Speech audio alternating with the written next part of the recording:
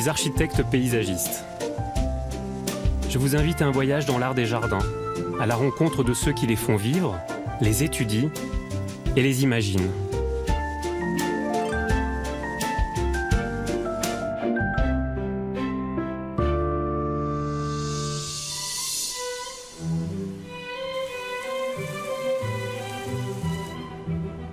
À Tivoli, près de Rome, la Villa d'Este est l'un des témoignages les plus significatifs des jardins de la Renaissance italienne. Un chef-d'œuvre qui a servi et qui sert encore de modèle pour la conception de nombreux jardins à travers toute l'Europe. Après un échec lors du conclave de 1550, pour être élu pape, l'ambitieux cardinal Hippolyte d'Este devient gouverneur à vie de Tivoli. C'est avec son jardin qu'il va démontrer sa toute-puissance, sa richesse et son extrême érudition.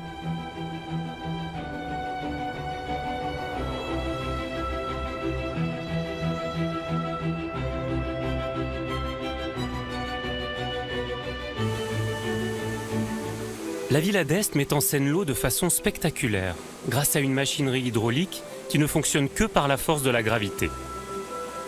Jamais on n'avait concentré en un seul lieu un nombre aussi impressionnant de fontaines, de grottes, de cascades et de nymphées. Toutes renvoient à une dimension allégorique variée et riche. Le jardin a nécessité de gigantesques travaux au cœur de la ville et à même la roche de la montagne sur laquelle il repose. Marina Cogotti, architecte, dirige la Villa d'Este. Marina, on est dans un paysage vertigineux. Comment on a réussi à installer le jardin de la Villa d'Este dans la cité de Tivoli? Bien sûr, ce n'était pas simple. En effet, le terrain dont on disposait, c'était la pente d'une colline très escarpée qui descendait à pic par endroits. Elle était même habitée par des bêtes sauvages, si on en croit certains chroniqueurs de l'époque. Et puis, il y avait aussi le village qui s'étendait là où le jardin devait être réalisé. Nous savons, grâce à des documents de l'époque, qu'Hippolyte fit démolir des habitations pour obtenir de la place vers le haut du terrain. Si on observe le quartier de Santa Croce, on voit que c'est comme si le jardin entrait littéralement dans le village. Cela crée d'ailleurs un cadre superbe pour border le jardin haut. Dans la partie basse, il a fallu au contraire réaliser des terrasses, des soubassements pour obtenir une surface plane.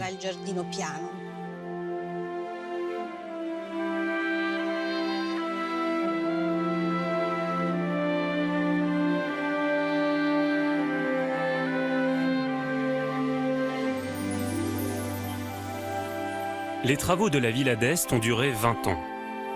L'architecte Piero Ligorio, mandaté par le cardinal, ira même jusqu'à détourner une rivière, détruire des pans de ville et sculpter la montagne pour orienter idéalement le jardin et le palais.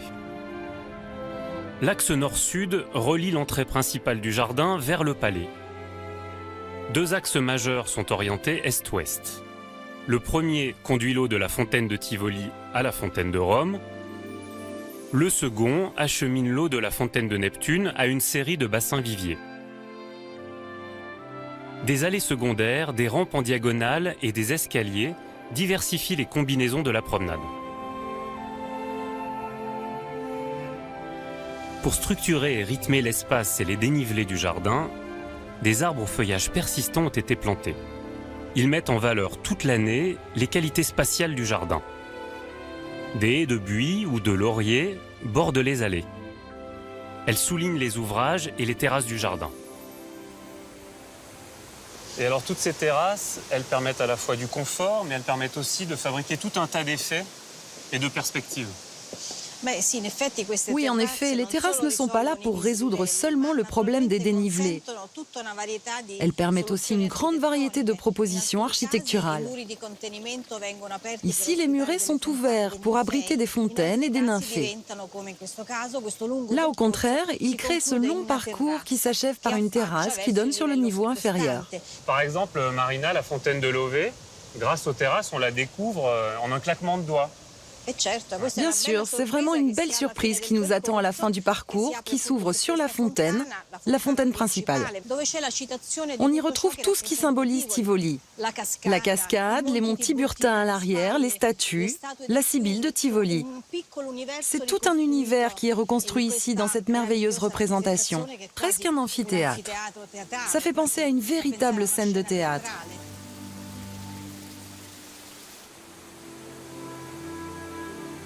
Au-dessus de la fontaine de Tivoli et derrière un bosquet de lauriers se dresse la fontaine de Pégase, taillée dans du tuf calcaire. Symboliquement, le cheval ailé fait jaillir d'un coup de sabot l'eau qui alimente toutes les fontaines.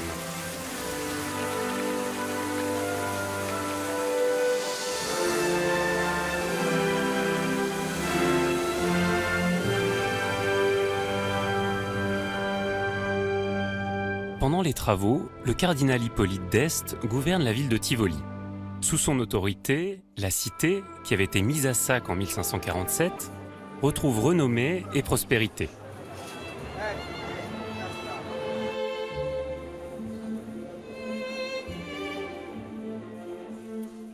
Carmelo Chipinti est historien d'art. Carmelo, pour comprendre les raisons d'un projet aussi monumental, il faut comprendre la personnalité d'Hippolyte d'Este. Bien sûr. La villa en elle-même, si théâtrale, magnifique, spectaculaire, était déjà considérée par les contemporains comme le reflet de la personnalité d'Hippolyte d'Este. Son héroïsme, sa magnificence, son ambition étaient l'objet d'une véritable célébration. Quand il n'était encore qu'un tout jeune homme, il est ordonné évêque et part à la cour de France, où il devient le représentant de la culture italienne, de la culture de Ferrare à la cour d'un des souverains qui aimait le plus l'art italien et la culture italienne. Hippolyte devient membre du conseil privé de François Ier, qui lui transmet son goût pour l'architecture et l'art des jardins.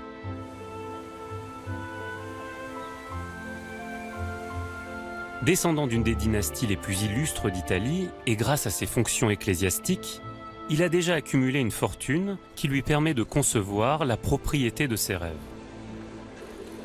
Pourquoi, après la cour de France, Hippolyte d'Este choisit Tivoli? Ce n'est alors qu'un bourg médiéval qui n'a pas beaucoup de charme. Mais Tivoli se trouvait près des vestiges de l'extraordinaire villa d'Adrien, dont on ne savait encore que peu de choses. Le cardinal Hippolyte profite donc de ce précieux don, auquel il aspirait avec force, pour lancer un projet de fouille et de récupération de statues antiques. Il pensait que ces statues pourraient donner un aspect magnifique à son projet de villa moderne. Il commença les fouilles et les travaux dès 1550.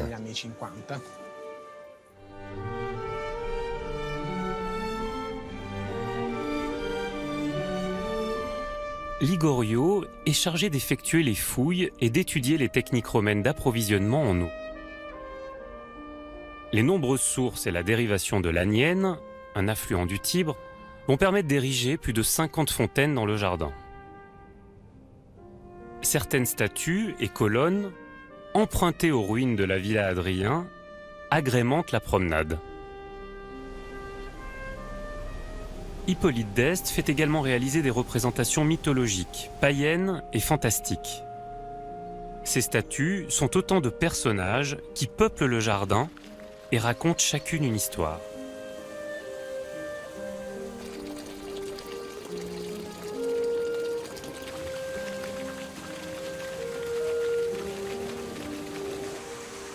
Dora Catalano est historienne de l'art, spécialisée dans les symboles et les allégories du jardin.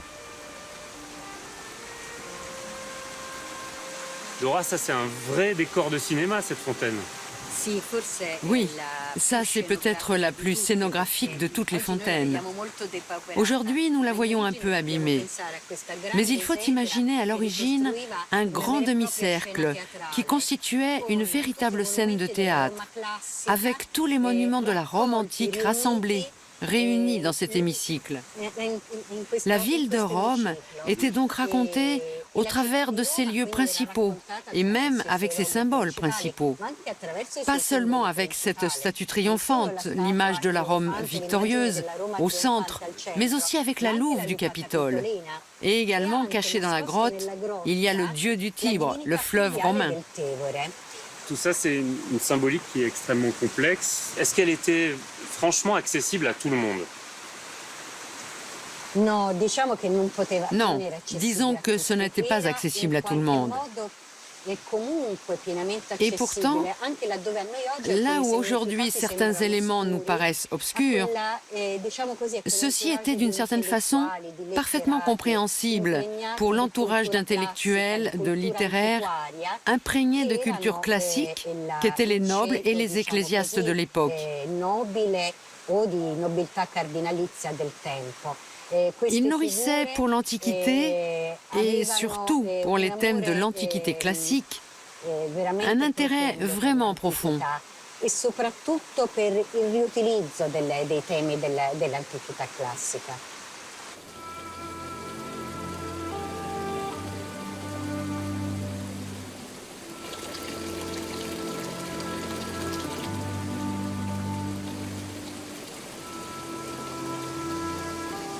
Alors Marina, on est dans un endroit tout à fait particulier où il y a 3 fontaines qui dialoguent. La fontaine de Rome, les 100 fontaines et la fontaine de Tivoli, et qui fabriquent un rapport tout à fait particulier dans le jardin.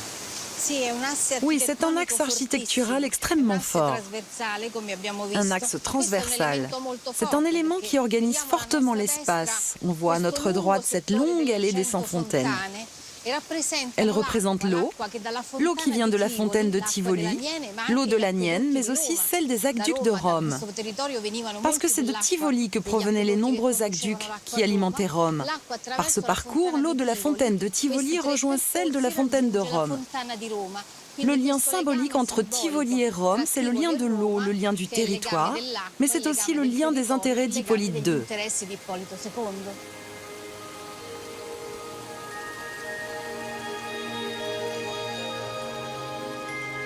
Dans la pente la plus escarpée de la villa d'Este, le cardinal conçoit une véritable colonne vertébrale qui structure le jardin. Convaincu d'être le descendant d'Hercule, Hippolyte d'Este donne le nom du demi-dieu à cette allée. Pourquoi l'axe d'Hercule? Parce que c'est justement à Hercule que le jardin est dédié. Hercule, le héros mythologique qui avait volé les pommes d'or du jardin des Hespérides. Hercule, c'est aussi le héros qui conquiert l'immortalité grâce à son parcours ascendant. Et nous sommes justement en train de parcourir un itinéraire qui nous conduit vers le haut de la pente, un parcours ascendant qui illustre les travaux exténuants, les efforts du héros pour surmonter les épreuves. Et le parcours trouve son aboutissement à l'intérieur de la villa, avec le héros mythologique admis au banquet des dieux. Et Hercule, accueilli parmi les divinités de l'Olympe, a obtenu l'immortalité.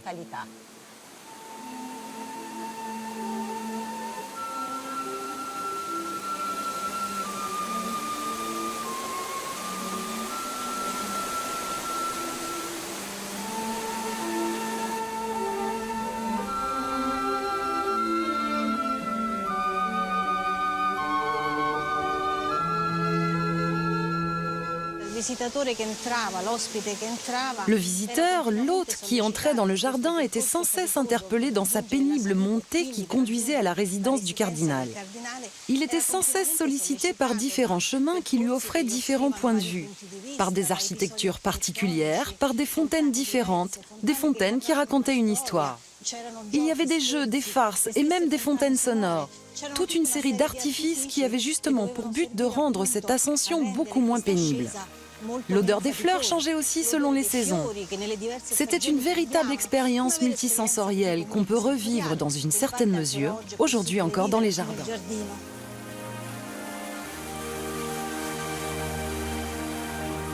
Mais alors, est-ce que c'est ça, un jardin des merveilles? Le Jardin des Merveilles, c'est exactement cela.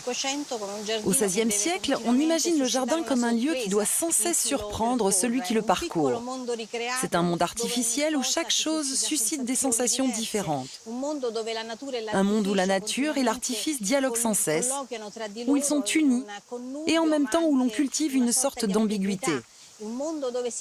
Un monde où nous sommes surpris par le bruit de l'eau, la forme des fontaines, un monde qui nous amène à une sorte de dimension fantastique, un jardin des merveilles.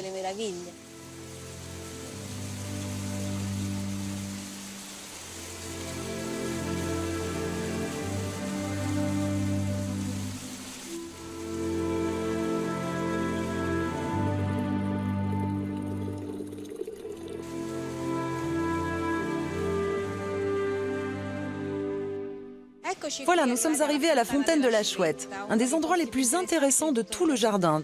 Tu vois, ça c'est la fontaine. Va voir un peu comme elle est belle. Allez l'ami. Ce n'est qu'une petite farce. Tu n'es même pas mouillé. Tu as pu expérimenter les farces.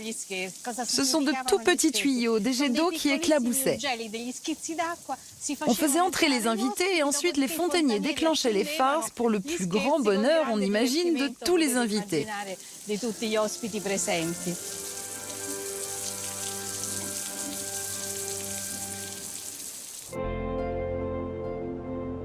À la mort d'Hippolyte, la Villa d'Este continue d'accueillir des cardinaux, des nobles et des ambassadeurs européens.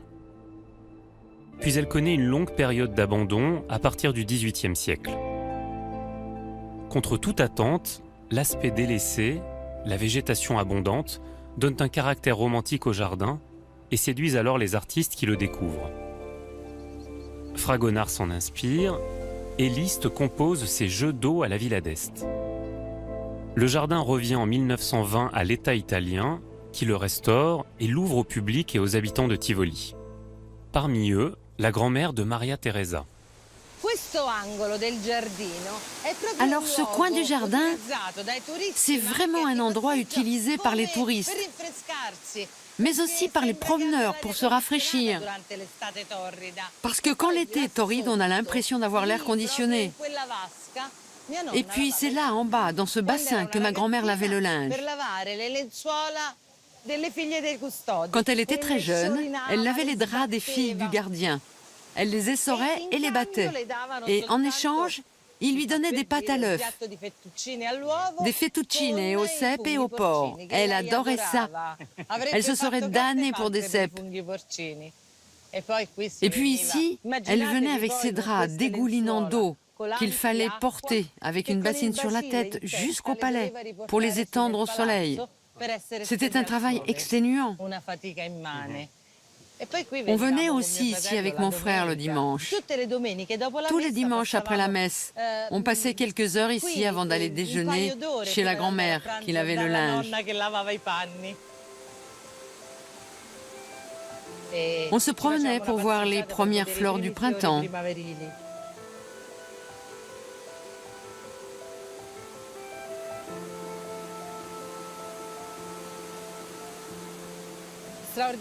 Les haies aussi sont extraordinaires.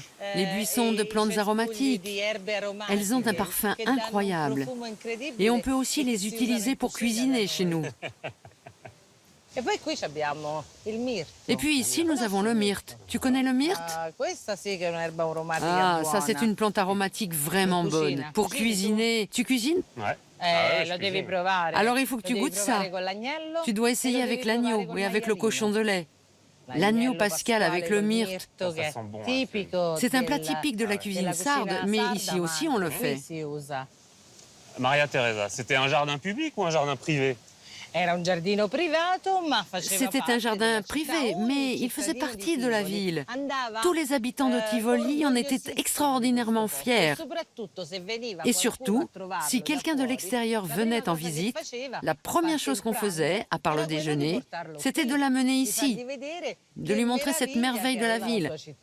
C'était un motif d'orgueil incroyable.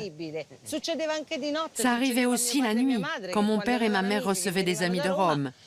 L'été, la nuit, quand il y avait encore de la lumière, ils les emmenaient voir la Villa d'Este. C'était une merveille pour éblouir les personnes qui venaient déjeuner ou dîner chez nous.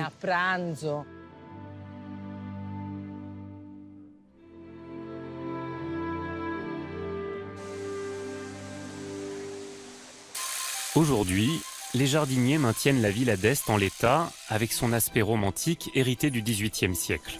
Taille des haies, des rosiers grimpants et élagage des arbres constituent l'essentiel de leur travail.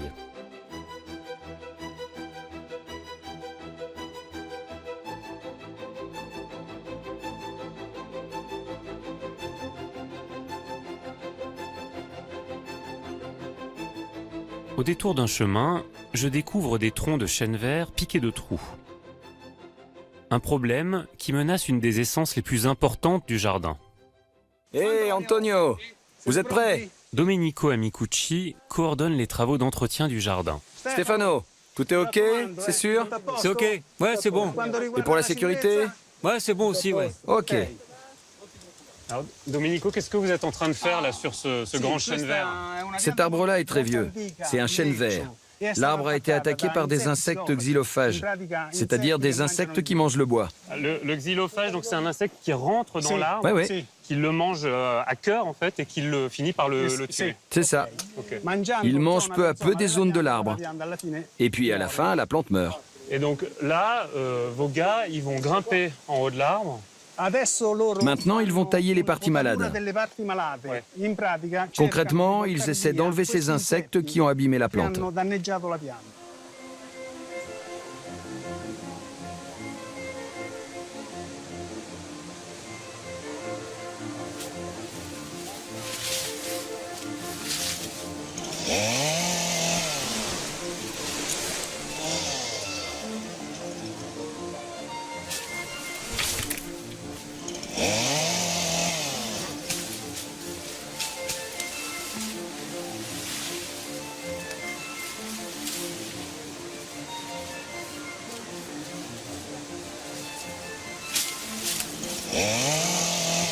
Hé, Stefano, vas-y doucement, hein.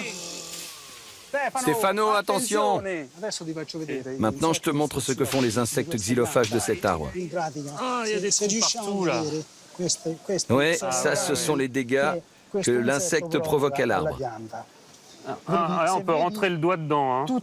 Toutes ces galeries qu'il creuse, elles dessèchent la plante. Maintenant, quand Stefano va descendre, on va lui faire couper une branche.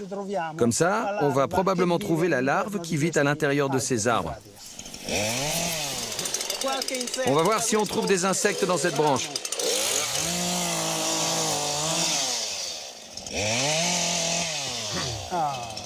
Maintenant, on peut voir.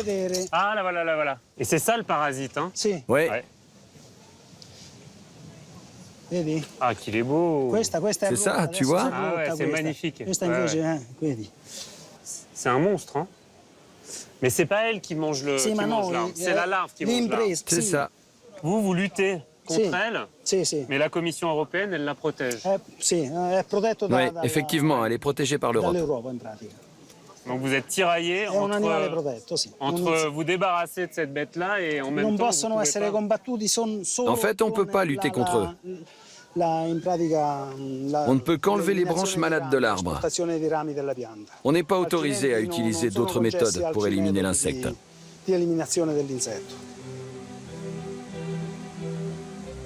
La protection de la biodiversité est un dilemme pour les jardiniers qui doivent concilier la défense de cet insecte, le capricorne, et le maintien des arbres séculaires qui structurent le lieu.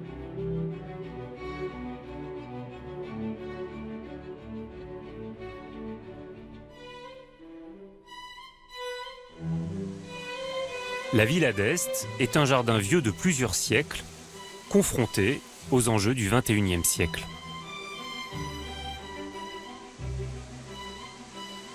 Marina, comment on gère un monument vivant comme le jardin de la Villa d'Este qui a plus de 4 siècles? C'est vraiment un défi quotidien. D'un côté, il y a les difficultés évidentes. Par exemple, les fontaines sont alimentées avec de l'eau qui provient du fleuve et il faut donc la purifier. Mais c'est aussi un défi quotidien lorsqu'on a affaire à de la matière vivante, cette végétation qui change sans cesse sous nos yeux. On doit donc utiliser les mêmes normes que pour la restauration, mais nous devons continuellement nous adapter à cet aspect changeant. Mais c'est aussi une immense satisfaction. En 2001, la villa a été inscrite au patrimoine mondial de l'UNESCO. Depuis sa construction, elle a toujours joui d'une grande réputation. Je le considère donc comme un grand honneur. C'est un vrai privilège d'être à l'intérieur d'un espace unique, d'un véritable monde qui a été recréé. Surtout cet après-midi, avec ce coucher de soleil.